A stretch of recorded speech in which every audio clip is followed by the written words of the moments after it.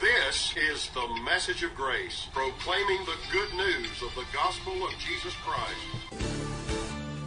The message of grace is brought to you by Way of Christ Christian Ministries, a ministry for personal, family, and church growth. And now, open your Bible and your heart as our speaker, Dr. James Stone, comes with a message from the book of Revelation. Let me welcome you to our Bible study in the book of Revelation. We are in chapter 17 of Revelation, the great wonder, the apocalypse of Jesus Christ, the sounds of the trumpets.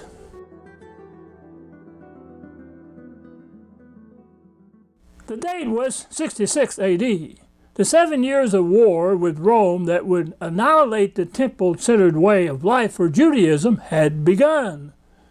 In just 3.5 years, the sacrificial offerings in the Jewish temple in Jerusalem would cease to exist. In addition, the temple, the city, and the nation of Israel that had existed for centuries would be completely leveled and destroyed. The catastrophic events that would transpire in those 7 years would never again be experienced by man on the face of the earth. As Jesus said, it would be a great tribulation such as was not since the beginning of the world, to this time no, nor ever shall be.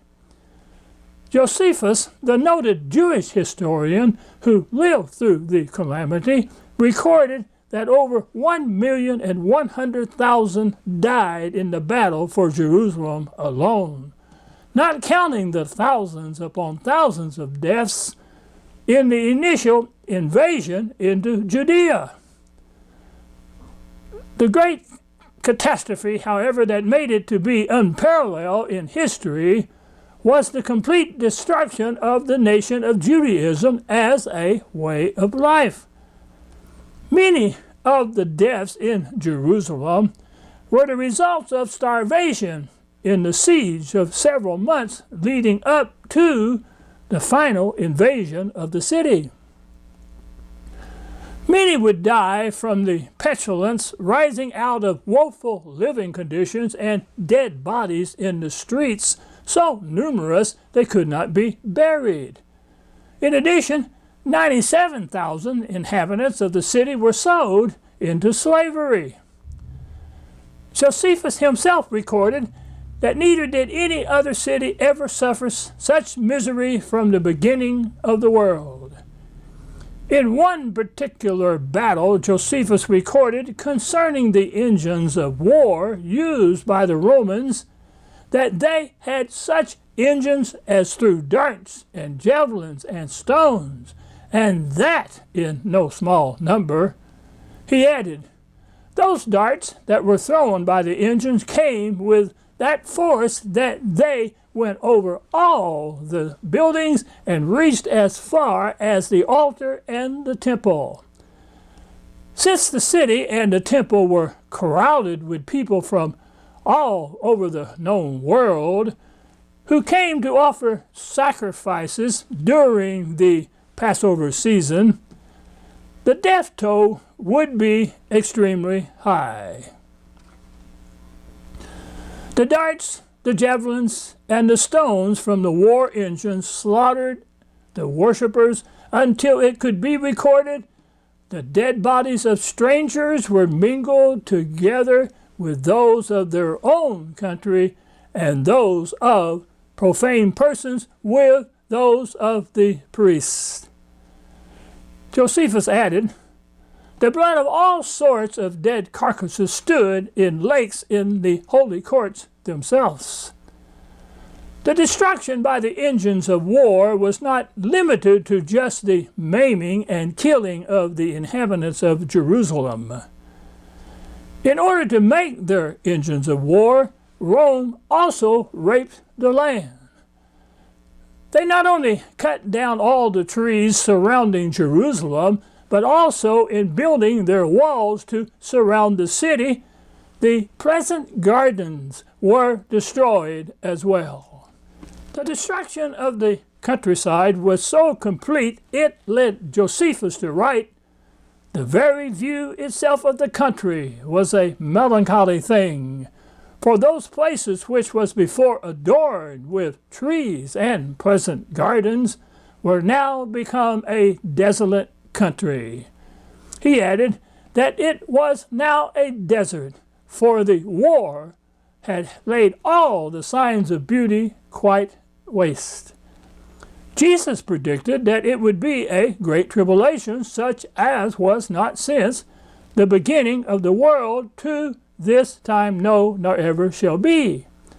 John, in Revelation, simply recorded the sound of the first trumpet of the seven angels of the seventh seal which stood before God. The first angel sounded, and there followed hail and fire mingled with blood, and they were cast upon the earth, and the third part of trees was burnt up, and all green grass was burnt up. The great tribulation had begun, and the darts, the javelins, and the stones from the war engines of Rome were maiming and slaughtering the people of Jerusalem. Unfortunate for Israel, there would follow much more devastation, for John recorded.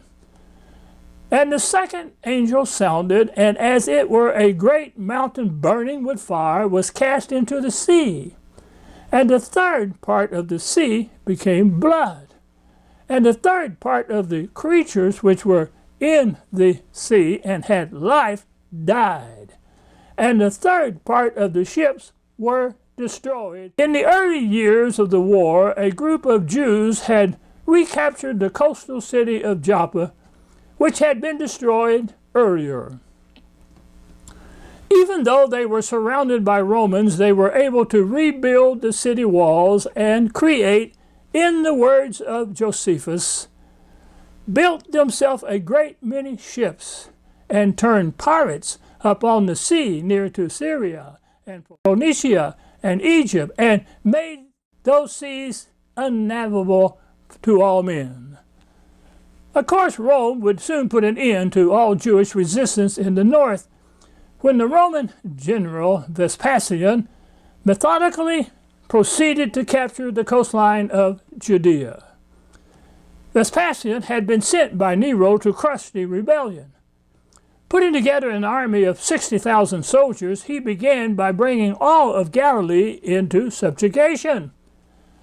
After bringing the coastal cities back under Rome rule, he began to pursue the rebels into Galilee. The invasion of Galilee resulted in more than 100,000 Jews being killed or sold into slavery. The slaughter of the rebelling Jews in Galilee was so severe that Josephus reported the waters of the Sea of Galilee turned to blood. The sounding of the second trumpet of the seven trumpets of the seventh seal in Revelation had come to pass. The devastation of calamity after calamity grew to such catastrophic bitterness among the inhabitants of Jerusalem that life itself was no longer cherished.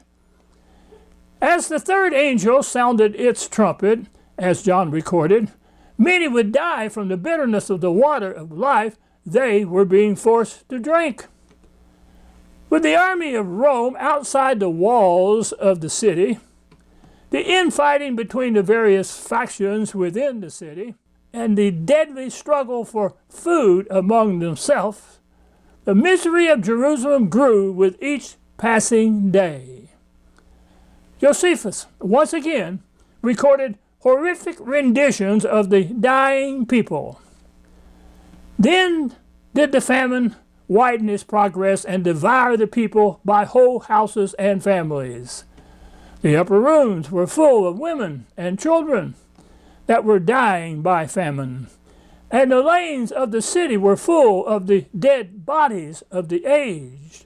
The children also and the young men wandered about the marketplace like shadows, all swelled with the famine, and fell down dead wheresoever their misery seized them. He would add that the deplorable conditions in Jerusalem led to horrendous actions by many. Moreover, their hunger was so intolerable that it obliged them to chew everything while they gathered such things as the most morbid animals would not touch and endured to eat them. Nor did they at length abstain from girdles and shoes, and the very leather which belonged to their shields they pulled off and gnawed. The very wisp of old hay became food to some. The most horrendous story of which he felt he had to justify for including it in his record, he tells of a mother who had been brought to her lowest moment. Holding her son, she said, "O thou miserable infant, for whom shall I preserve thee in this war, this famine, and this sedition?" She added, "As to the war with the Romans, if they preserve our lives, we must be slaves. This famine also will destroy us even before that slavery comes upon us." Yet, she reasoned, "Are these seditious rogues more terrible? Come, be thou my food," she concluded, which is all that is now wanting to complete the calamities of us Jews. Josephus then recorded, as soon as she had said this, she slew her son and then roasted him and ate the one half of him and kept the other half by her concealed.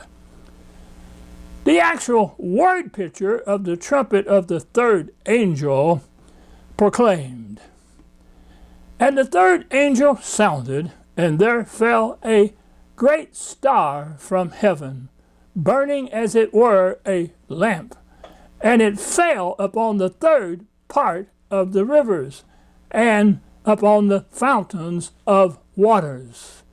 And the name of the star is called wormwood." Original meaning, as a type of bitterness, that is, figuratively, calamity. And the third part of the waters became wormwood, and many men died of the waters because they were made bitter. The Great Tribulation had taken hold of the city, and as Josephus wrote, "The famine confounded all natural passions, a deep silence also, and a kind of deadly night had seized upon the city." As the angel predicted, many died from the bitterness of the water of life they were forced to drink. The inhabitants of the city were faced with the onslaught of terror from three directions. The army of Rome had encircled Jerusalem with their own wall to lay siege upon the city. When the people of the city attempted to escape, they were caught and first whipped and then tormented with all sorts of tortures and were crucified before the walls of the city. It is recorded that they caught every day 500 Jews. Nay, some days they caught more.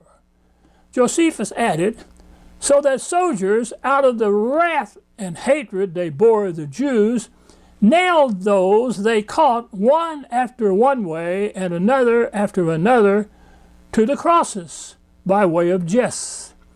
When their multitude was so great that room was wanting for the crosses, and crosses wanting for the bodies."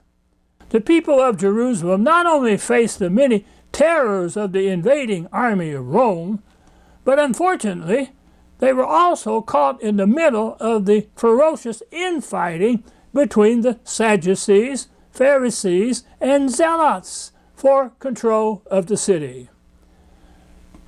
Josephus described the power struggle between the three factions.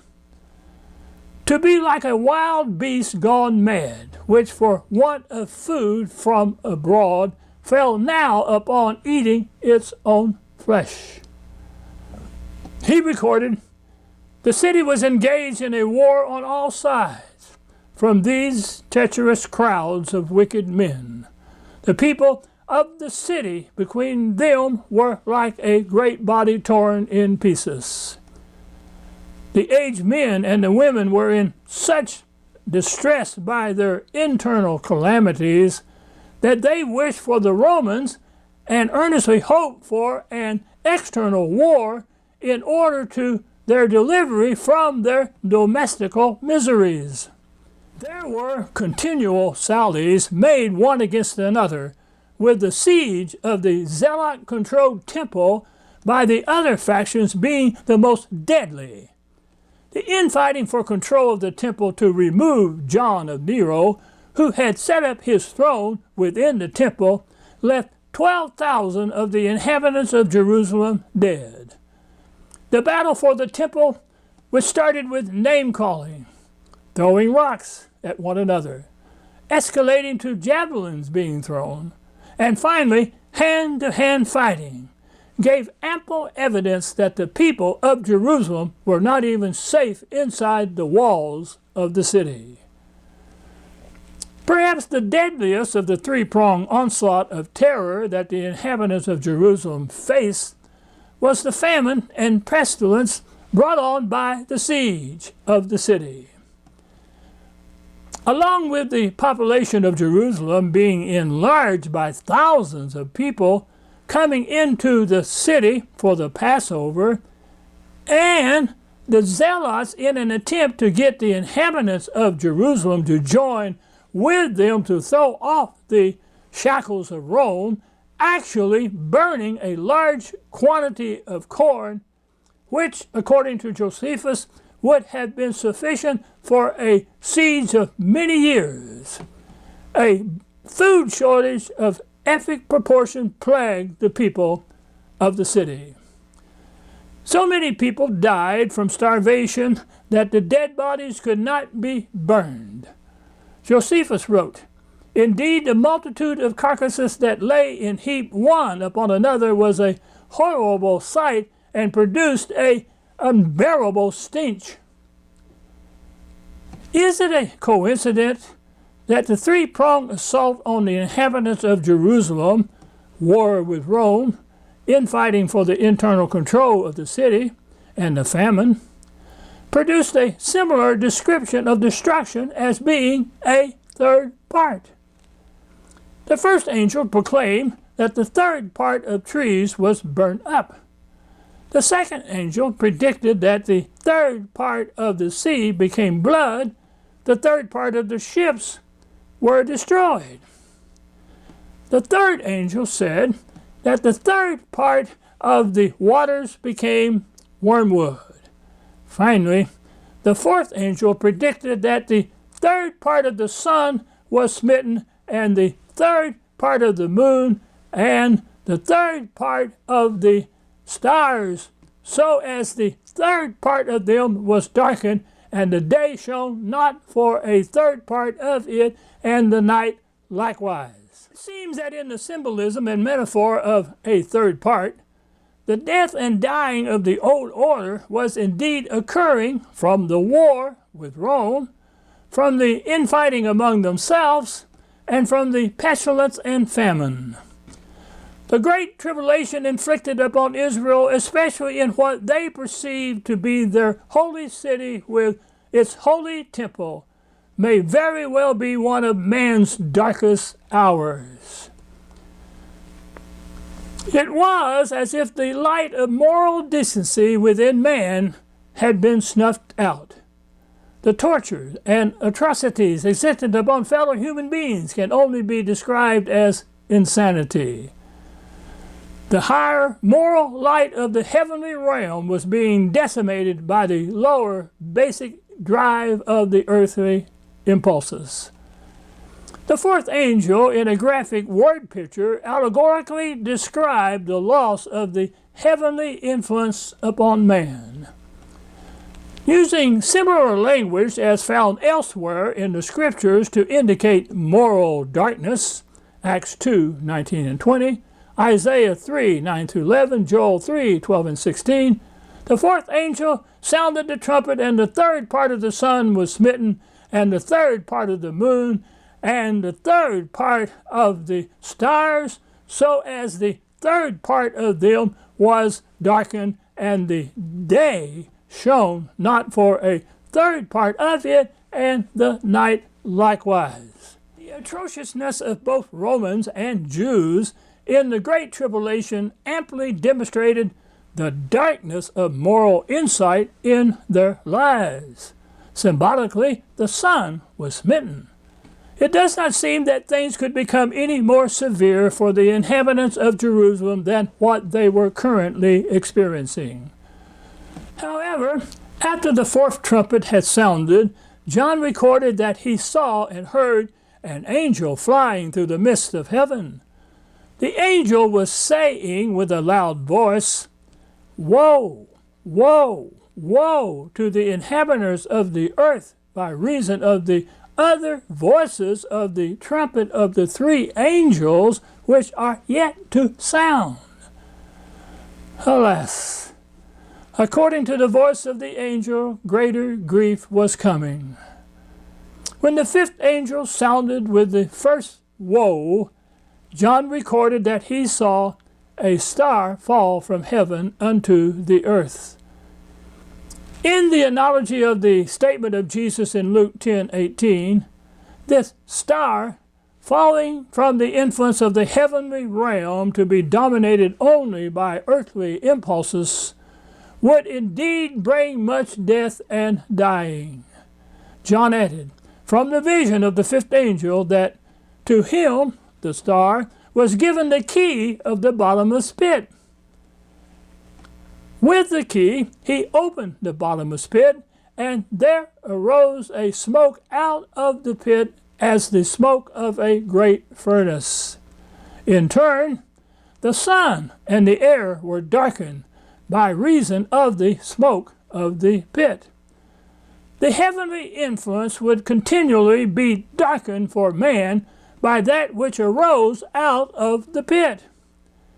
With death being the bottomless pit, and the messenger of death now set free to roam the streets of the city of Jerusalem to fully destroy, there would not be any place in the city that had no dead bodies in it, but what was entirely covered with those that were killed either by the famine or the rebellion, as recorded by Josephus. He would add that the city was full of the dead bodies of such as had perished either by that sedition or by that famine. The means by which the messenger of the bottomless pit would inflict his death on the people of Jerusalem is metaphorically given in an incredible word picture of the plight of the inhabitants of the city. John recorded, "And there came out of the smoke locusts upon the earth, and unto them was given power as the scorpions of the earth have power. And it was commanded them that they should not hurt the grass of the earth, neither any green thing, neither any tree, but only those men which have not the seal of God in their foreheads." The intended victims of the messenger of death would be only those who were not protected by the presence of a heavenly influence, the seal of God in their foreheads.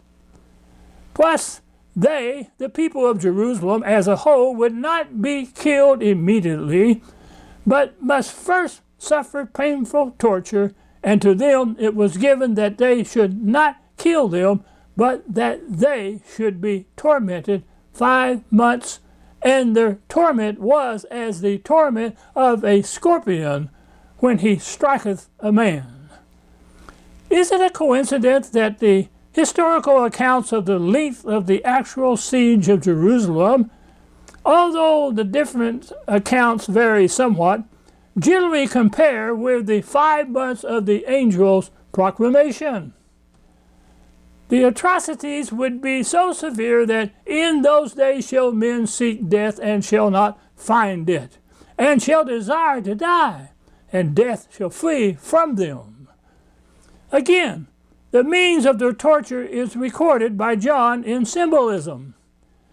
And the shape of the locusts were like unto horses prepared unto battle, and on their heads were as it were crowns like gold, and their faces were as the faces of men. And they had hair as the hair of women, and their teeth were as the teeth of lions. And they had breastplates as if were breastplates of iron, and the sound of their wings was as the sound of chariots, of many horses running to battle. And they had tails like unto scorpions, and there were stings in their tails, and their power was to hurt men 5 months. John recorded that the angel of the bottomless pit, who was inflicting his torture, would be called Abaddon in Hebrew, meaning a destroying angel. In the Greek tongue, he would be called Apollyon, meaning a destroyer. The calamity fostered upon the inhabitants of Jerusalem by the angel of death led Josephus to say that neither did any other city ever suffer such misery, nor did an age ever breed a generation more fruitful in wickedness than this was from the beginning of the world. It must have been a horrific sight to see the armies of Rome marching to encircle Jerusalem with their many idolatrous emblematic banners, breastplated soldiers, armed horses, and eerie engines of war.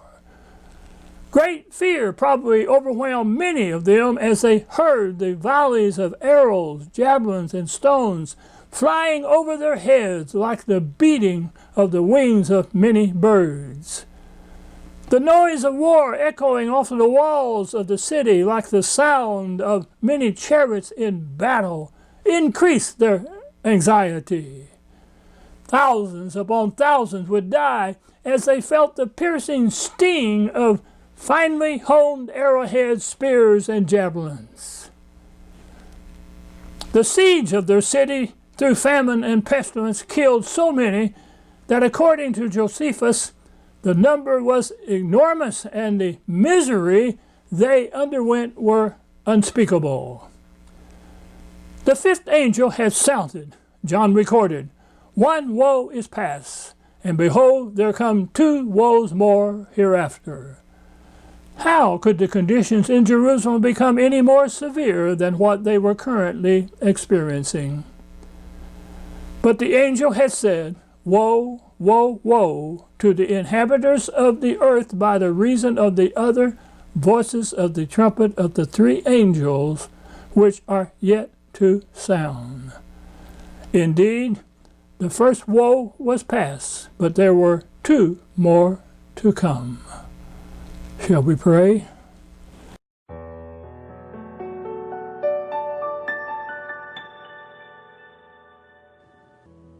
Heavenly Father, as I read of the Great Tribulation that came upon the city of Jerusalem, where many suffered great calamities, many died violent deaths, and many more became bitter in their lot of life, my heart is sad because of the needless pain they had to bear. A way had been made for their rescue, their salvation. As I think of their plight, birth in me the reality of knowing that you have made a way for me to find deliverance in every circumstance that I might face. The trouble, the perplexing situation, the pressure of being persecuted by others, even being run down by someone who wants to destroy me or my reputation, that these transgressions can become a momentary light affliction as a far more weightier glory of your eternal grace floods my soul. In every event of life, help me not to focus on the things that are being perpetrated upon me, but keep my eyes upon you. For you have promised to come to me in the clouds of great glory and overwhelm me with the power of your Spirit. Even now, Jesus, baptize me in your Holy Spirit. This I pray. Amen.